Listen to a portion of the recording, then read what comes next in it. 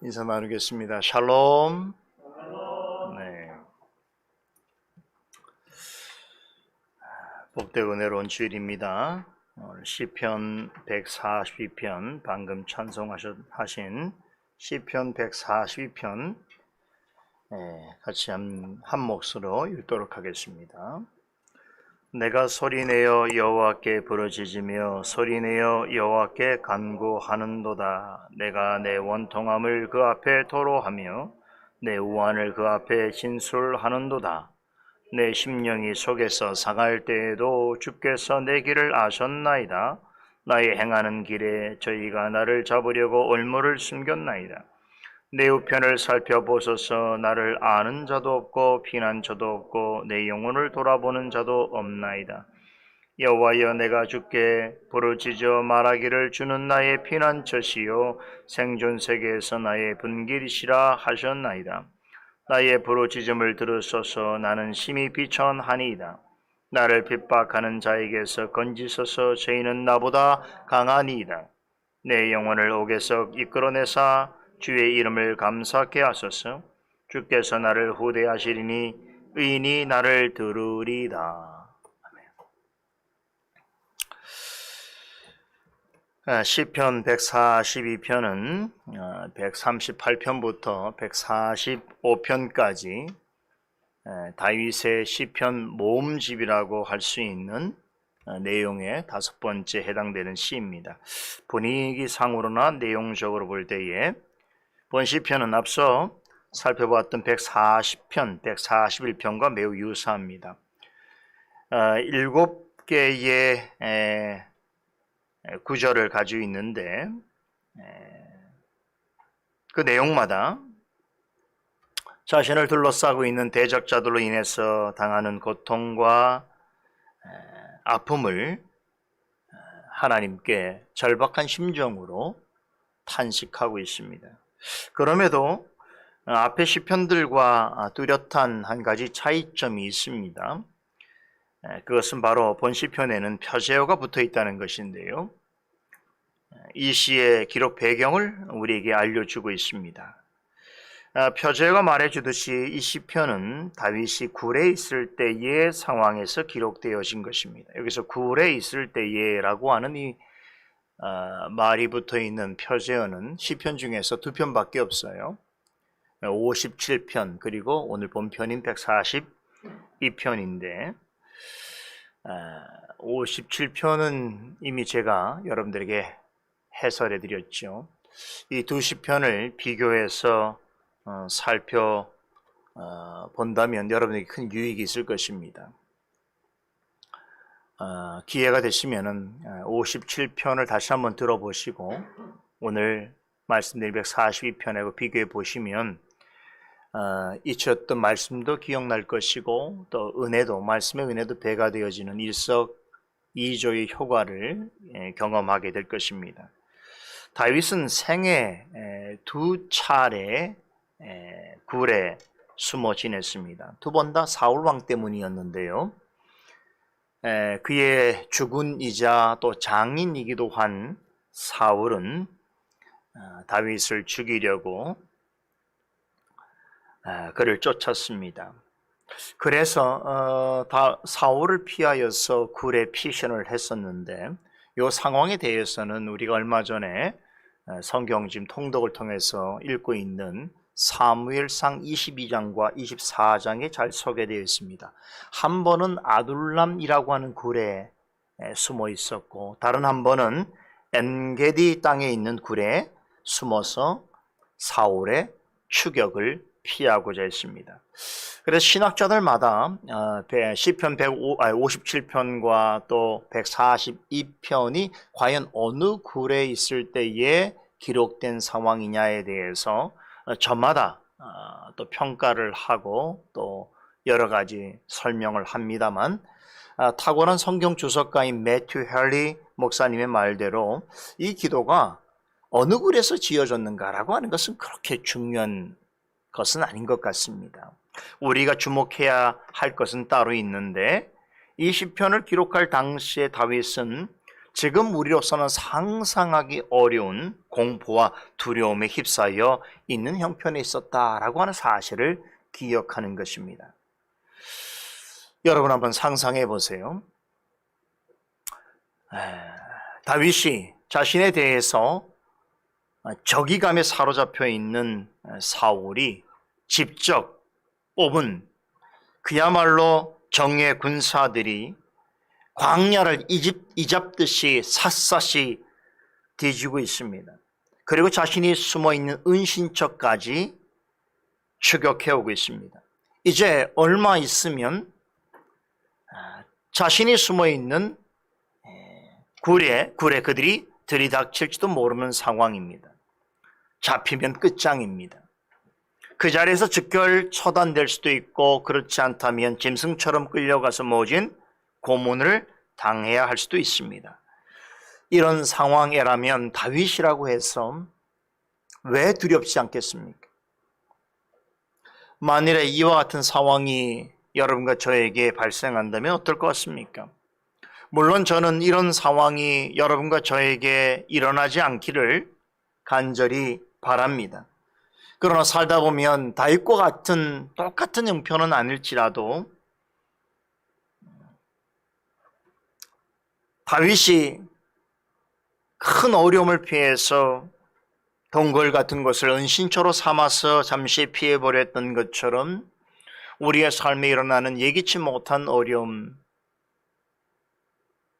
또 연속적으로 발생하는 여러 가지 고난으로 인해서 마치 그것들이 나의 목을 조여오듯이 점점점 다가오고 그로 인해서 극심한 좌절감과 두려움을 느끼게 되고 어떤 경우엔 심지어는 죽음에 대한 공포를 갖게 될 수 있는 상황도 발생할 수 있습니다.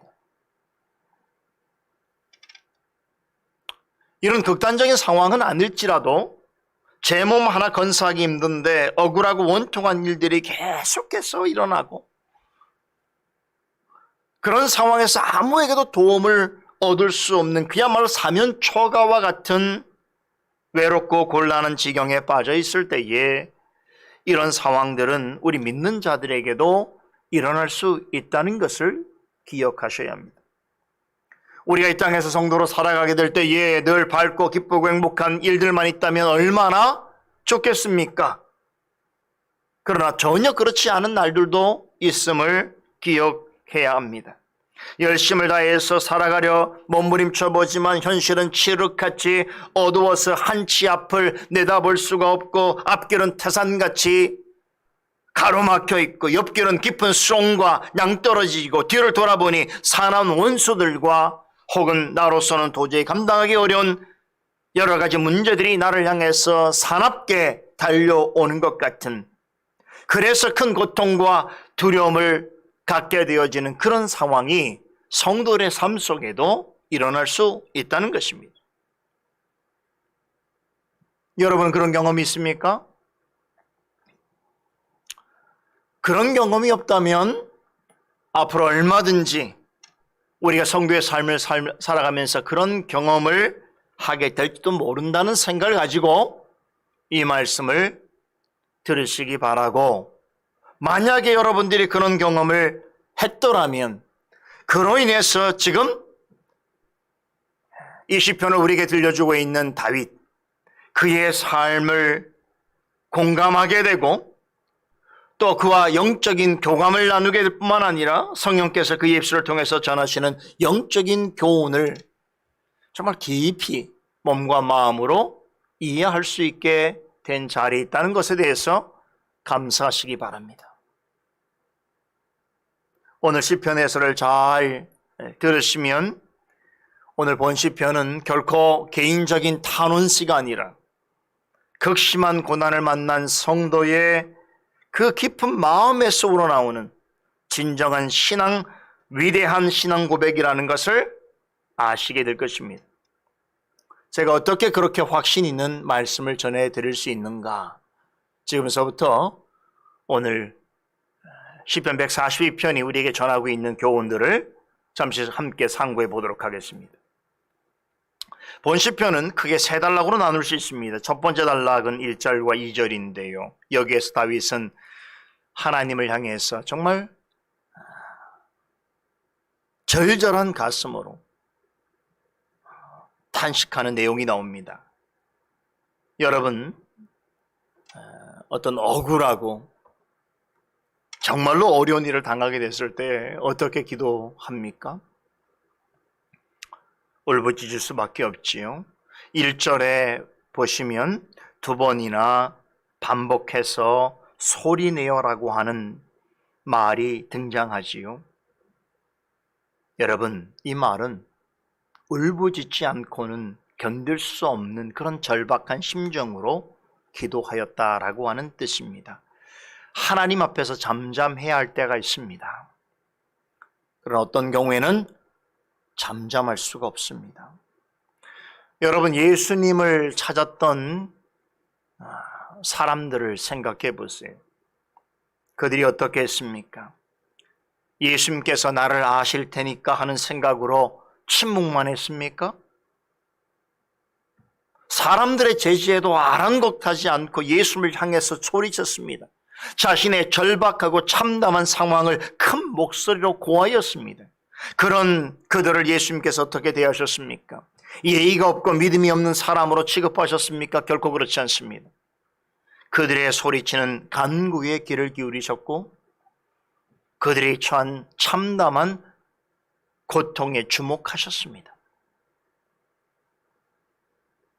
1절에 소리내다라고 하는 말과 함께 주목해야 될 또 다른 한 가지 동사가 있습니다. 간구하다라고 하는 말입니다.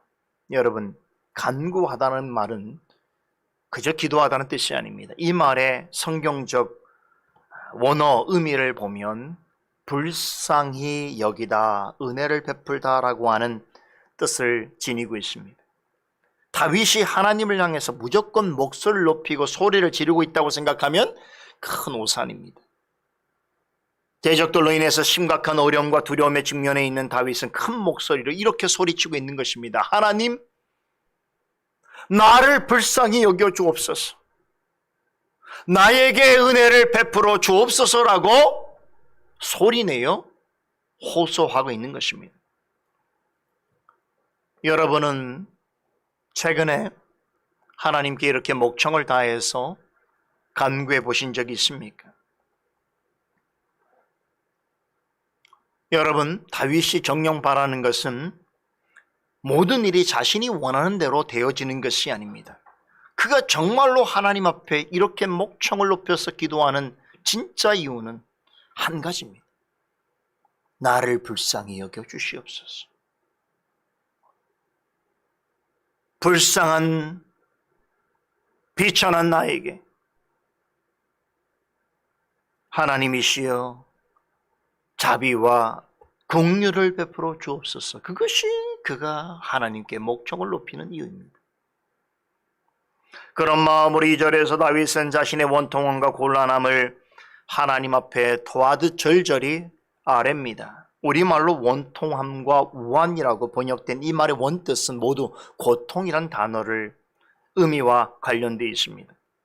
시인은 지금 아주 고통스러운 상황에서 하나님께 마음을 쏟아내고 있습니다. 여러분, 우리 모두에겐 고통이 있습니다. 남 모를 고통도 있습니다. 남이 아는 고통도 있습니다. 그런데 마음 깊은 곳에 있는 이 고통을 토하듯이 쏟아낼 대상이 있습니까?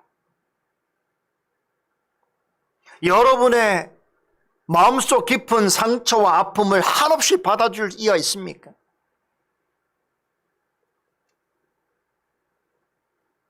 부모여 자식이 있을 수 있겠으나 또 가까운 친구가 있을 수 있겠으나 항상 나의 고통과 아픔을 모든 것을 다 받아줄 이는 세상에 없습니다. 오직 나를 불쌍히 여기시는 하나님 외엔 없습니다. 이어지는 두 번째 단락에서 3절에서 5절 말씀인데 그런 하나님을 향해서 무한한 신뢰와 존경을 전하는 다윗의 고백이 이어지고 있습니다. 3절과 4절에서 다윗은 그토록 소리를 높여 간구하고 자신 속에 있는 모든 고통과 아픔을 다 쏟아낼 정도로 간절히 호소하게 된 이유를 밝힙니다. 첫째는요, 이렇게 말하죠. 3절에 내 심령이 속에서 상할 때에도 주께서 내 길을 아셨나이다. 하나님은 나의 가는 모든 길을 아시기 때문이라는 것입니다. 여러분, 하나님께서는 지금 내가 가고 있는 길뿐만 아니라 지나온 길도 다 아십니다. 여기서 길이란 인생을 의미합니다. 우리의 인생에는 밝고 재미있는 길이 있는가 하면 어둡고 우울한 길도 있습니다. 가벼운 발걸음으로 갈 수 있는 길도 있지만 때로 답답하고 힘들고 괴로운 길도 있습니다.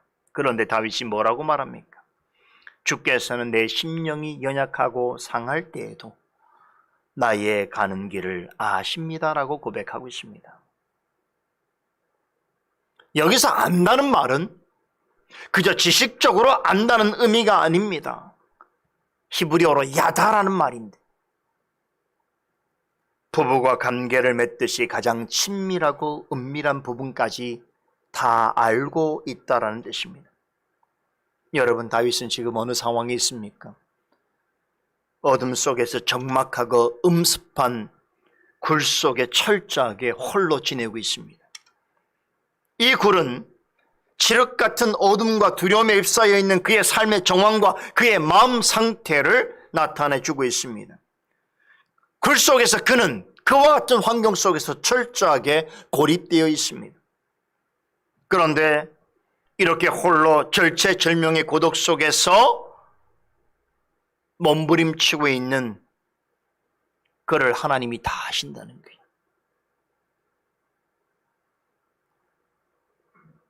대적자를 피하여서 굴 속에 숨어 있는 이 현실뿐만 아니라 그가 그동안 지나왔던 모든 삶의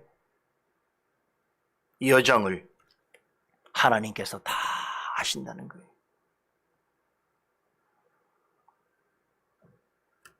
여러분, 은혜 아닙니까? 누가 나의 모든 사정을 다 알겠습니까? 누가 나의 마음속에 있는 깊은 고통과 아픔과 슬픔까지 다 읽어내겠습니까? 누가 내가 그동안 살아왔던 모든 삶의 궤적에 있어서 그 상처와 괴로움들을 다 알겠습니까? 하나님은 다 아십니다. 그런데 그것을 어떻게 깨닫습니까? 철저하게 홀로 있을 때 깨닫는 거예요. 우리가 주변이 시끄럽고 삶이 분주하면 하나님이 나를 아신다는 걸 잘 모를 때가 있습니다. 그래서 하나님께서 어떤 경우에는 우리를 철저하게 고립된 상황으로 몰아가시기도 하십니다. 그래서 마음속에 하나님의 음성을 들려주시기도 합니다. 내가 너의 모든 것을 알고 있다. 그것을 깨닫게 되었기 때문에 다윗은 이렇게 홀로 있는 굴 속에서 소리를 다해서 하나님을 찾을 수 있었던 것입니다. 둘째로, 이토록 절박한 상황에서 간절히 외칠 수 있었던 두 번째 이유는 하나님은 나를 능력으로 보살펴 주시기 때문입니다. 4절에서 다윗은 이렇게 고백하지요. 나를 아는 자도 없고 내가 피할 피난처도 없고 내 영혼을 돌보는 자도 없다고 진술합니다. 무슨 얘기입니까? 철저하게 외톨이가 된 것이요. 자신의 주변에 있던 그 많은 사람들은 온데간데 사라져버리고 고통과 괴로움의 무게는 더욱더 자신을 짓누르고 있습니다. 여러분, 우리도 이와 비슷한 경험을 할 수도 있습니다. 좋을 때는 내 주변에 사람이 많습니다. 나를 찾는 사람들도 있습니다. 그런데 내가 어려움을 겪고 실패를 하게 되면 사람들이 피합니다. 그 내 곁에 많았던 사람들이 다 어디 갔는지 보이지 않습니다. 알고 지내던 사람들조차 모른 척할 때도 있습니다. 그동안 나를 못마땅해 하고 미워하는 사람들은 그러한 나의 불행과 실패를 잘 됐다라고 조롱합니다. 기뻐합니다. 그럴 때면 동굴 속에 갇혀 있는 다윗처럼 우리도 철저하게 혼자가 된 것 같은 느낌을 가질 수 있습니다. 그런데 다윗은 그런 상황에서 하나님께서 나의 오른편을 살펴보아 달라고 간구하고 있습니다. 그가 말하는 오른편은 하나님께서 은혜를 베푸시는 곳, 우리에게 구원을 베푸시는 하나님의 능력을 상징합니다. 주변에 자신을 도울 자가 아무도 없고 영혼이 실만한 곳이 없는 고립무원의 상태임에도 오직 하나님께서는 끝까지 은혜를 베푸시고 능력으로 나를 지켜주신다고 그는 고백하고 있는 것입니다. 눈에 보이는 상황으로만 본다면 다윗은 가장 절망스러운 형편이 있습니다. 그러나 놀랍게도 그런 중에도 그는 가장 위대한 신앙 고백을 전하고 있습니다. 저는 이것이 신앙의 역설이요 신앙의 능력이라고 생각합니다. 5절을 보세요. 그는 다시 부르짖습니다. 하지만 이번에 부르짖음은 탄식이나 애통이 아닙니다. 하나님의 어떠하심을 깨닫고 그가 고백하는 것입니다. 주는 나의 피난처시요 생존 세계에서 나의 분기신이라 라고 선포합니다. 지금 그는 대적자들을 피해서 굴 속에 숨어 있습니다. 달리 말하자면 하나님을 알지 못하는 자들이 가져다 주는 숱한 시련과 고통 속에 있습니다. 그러나 여러분, 그가 숨어 있는 그 굴은 어떻습니까? 완전히 안전한 곳입니까? 아닙니다. 언제든지 저들에 의해서 발각될 수 있고 만일에 또 어려움이 몰려오면 다른 곳으로 다른 은신처를 찾을 수밖에 없는 불안전한 장소입니다. 그런데 이런 긴박하고 위급한 상황에서 그는 진짜 피난처를 발견합니다. 진정한 피난처를 찾을 수 없는 이 세상에서 나의 영혼을 온전하게 지켜줄 수 있는 피난처, 그 피난처가 지난 날부터 지금까지 자신과 함께 있으며 또한 앞으로도 자신을 지켜줄 것이라고 하는 사실을 고백합니다. 그 진정한 피난처는 누구입니까? 나의 주이신 하나님이십니다. 하나님이야 말로 나의 진정한 피난처라는 것입니다. 여기서 그는 하나님을 나의 분계시라고 말하지요. 분계시란 말은 몫이라는 뜻입니다. 나의 피난처이신 하나님은 나의 몫이 되셨다. 다른 말로 하면 나의 몫은 나의 전부가 되셨다는 뜻이죠. 그러므로 그 하나님은 그 누구에게라도 그 무엇에게라도 빼앗길 수 없다는 의미가 내포되어 있습니다. 악한 자들과 어떤 환난에도 나의 은신처는 빼앗길 수가 없습니다. 건강이나 물질이나 명예나 업적은 다 빼앗길 수 있을지라도 나의 진정한 피난처인 하나님만은 빼앗길 수가 없습니다. 왜냐? 그 하나님은 나의 피난처이시며 나의 영원한 분기시기 때문입니다. 이러한 깨달음을 얻은 다윗은 더욱 힘을 다해서 하나님께 간청합니다. 마지막 단락 6절로 7절에서 그는 심한 고통과 두려움 속에서 깨닫게 된 하나님을 향하여 서원과 간구를 전하는 것으로 본 시편을 마무리합니다. 본 시편의 결론이라고 할 수 있는 이 부분에서 다윗은 먼저 자신에 대해서 깨달은 바를 고백합니다. 그것이 뭡니까? 나는 심히 비천하나이다 라는 것입니다. 여러분, 우리는 하나님 앞에서 심히 비천한 존재입니다. 너무나 연약하고 쇠약해서 늘 넘어지기 쉬운 존재라는 것이지요. 기쁘고 살만할 때는 믿음이 제법 있는 듯해 보이다가도 조금만 힘들고 어려워지면 뿌리째 흔들 수밖에 없는 그러한 참으로 연약한 인생입니다. 그래서 스스로 힘으로는 그 무엇도 감당해낼 수 없는 그러한 자리에 있습니다. 하나님 앞에서 무엇이나 된 것처럼 자신을 드러내는 것은 교만합니다. 하나님께서 잠시도 은혜를 베풀지 아니하신다면 금방 땅에서 끊어질 것 같은 위급함에 위태로움에 빠져들 수밖에 없고 기가 막힐 수렁 속으로 빨려들 수밖에 없는 그런 비천한 존재인 것입니다. 그러기에 우리는 하나님 앞으로 나아갈 때마다 이렇게 고백해야 됩니다. 나는 심히 비천하옵나이다. 그러하오니 나를 불쌍히 여기시고 나를 도와주옵소서라고 간구해야 하는 것입니다. 자신의 연약함을 드러내는 것을 부끄러워하는 사람들이 있습니다. 사람 앞에서는 그럴 수 있습니다. 그러나 하나님 앞에서는 그리하면 안 됩니다. 하나님께서는 겸손한 자와 같이 자기의 마음을 낮추는 자를 기뻐하십니다.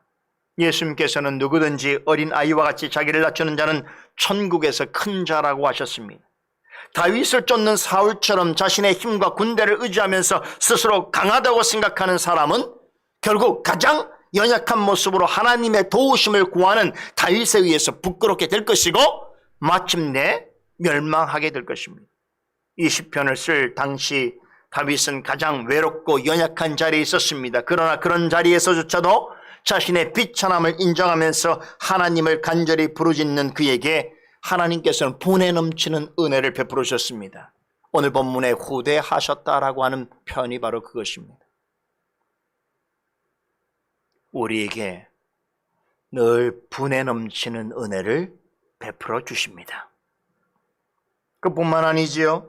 지금은 홀로 이 모든 고난과 괴로움을 견뎌내는 것 같지만 곧 하나님을 경외하는 의인들을 그의 곁에 두실 것이고 그들과 함께 자신을 깊은 감옥과 같았던 고통스러운 현실 속에서 건져내어 주신 하나님께 찬송과 영광을 드리게 될 것을 그는 기대하면서 본 시편을 마치고 있습니다.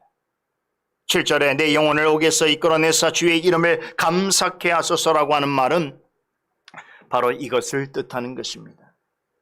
이렇게 사람이 보기에 절망과 두려움에 휩싸여 있는 상황일지라도 하나님께서는 그의 모든 길을 다 아시고 능력으로 그를 살피고 인도하심이 그런 중에 더욱더 그를 가까이 만나주시고 그로 하여금 의지하게 하심이 결국에는 그 모든 일을 통하여 하나님의 하나님 되심을 드러내시고 하나님을 경외하는 자들과 함께 그 하나님께 감사와 찬송을 드리게 만드십니다. 얼마나 놀라운 하나님입니까?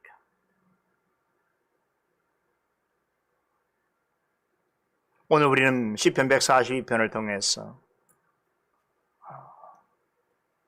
참으로 큰 고통과 환난 속에 있는 성도를 그 가는 길을 하나님께서 어떻게 여기시고 또한 그를 어떻게 살리시며 하나님 앞으로 이끌어 가시는가를 배웠습니다. 오늘도 여러분이 개인적으로 사회적으로 또 작고 크고 그런 상황 속에서 겪는 많은 어려움과 고통과 슬픔이 있을 수 있습니다. 그러나 오늘 우리가 함께 나눈 142편 말씀을 통해서 하나님께서 우리와 함께 하시다는 사실, 우리의 가는 모든 길을 아시고 우리를 이끌어 주신다는 사실을 기억하시고 그런 하나님께 마음 다해서 찬송과 경배를 드리는 우리 모두가 되기를 간절히 소원합니다. 기도하십시다. 거룩하신 하나님, 감사드립니다. 하나님께 소리내어서 간구할 수밖에 없는 우리의 연약함과 비천함을 아시기에 우리가 하나님을 찾을 때마다 우리를 외면하지 아니하시고 우리의 간구에 귀를 기울이시고 우리의 고통을 주목하시는 하나님, 그러하기에 우리로 하여금 하나님 우리와 함께 하신다는 사실을 더욱 깊이 깨닫게 하시고 우리의 지나온 삶뿐만 아니라 지금 나아가는 우리의 생까지도 돌아봐 주시고 책임져 주신다는 사실을 기억하오니 오늘도 하나님 우리가 살아가는 그런 생 동안 하나님께서 구별하신 이 귀한 날 하나님 앞에 나와 마음을 다해서 하나님을 찾으며 하나님을 경외하는 자들과 함께 예배하려고 합니다. 이런 마음으로 참여한 성도들을 복을 허락하여 주시고 그들에게 분에 넘치는 은혜로 후대하여 주시옵소서. 이러한 감사와 찬송이 넘치는 주일이 되게 하여 주시옵소서. 살아계신 예수 그리스도 이름으로 기도드리옵나이다. 아멘.